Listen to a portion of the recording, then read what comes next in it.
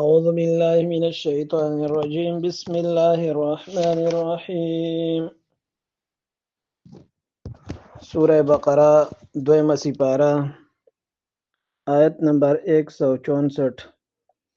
الله سبحانه وتعالى فرمای ان فی خلق السماوات بشک پیدا کولو د اسمانونو کې والارض او د ځمکو کې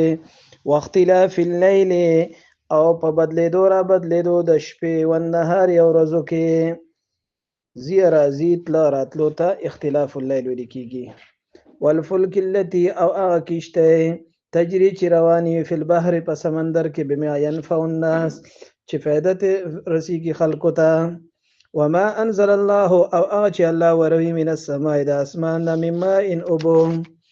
فاحیا به الارض بس را ژوندې کوي په هغې سره ځمکه بعد موت یا وروسته د هغې د وچېدونه وبث فيها او خوروي په هغې کې من کل دابه هر قسمه ځناور وتصريف الرياح او په الوتلو رالوتلو د سیلو هواګانو والسحاب المسخر بين السماء والارض والسحاب المسخر او هغه وریځې چې هغه ځوړندې وي بین السماء د اسمان والارض د ځمکې منځ کې په دې ټولو څیزونو کې الله فرمایي لآیات نښې دي د عبرت لقوم د هغه قوم دپاره یعقلون چې هغوی عقل لري ومن الناس او بعضې په خلکو کې من هغه څوک دي یتخذو چې نیسي من دون الله د الله نه ما سوا اندادا شریکان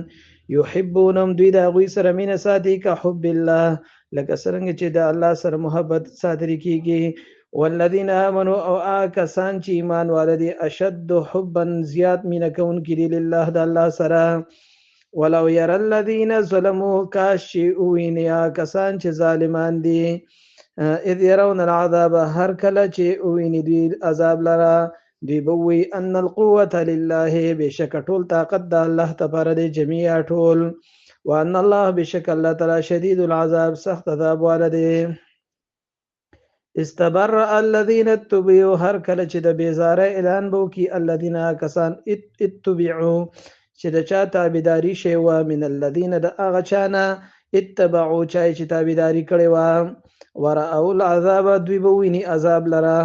وتقطعت او ختم بشي بهم الاسباب دی منځ کې تعلقات او رشتې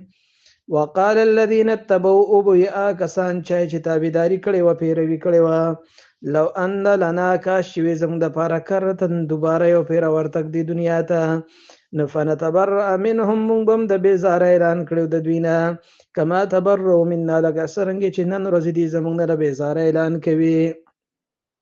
كذلك هم دارنګ یوریهم الله الله تعالی خو دوی ته اعمالهم اعمال د دوی حسرات علیهم د پاره د افسوس کولو د دوی د پاره وما هم او نه به دوی بخارجین وتون کې من النار د دغه جهنم د اوره صدق الله مولانا العظیم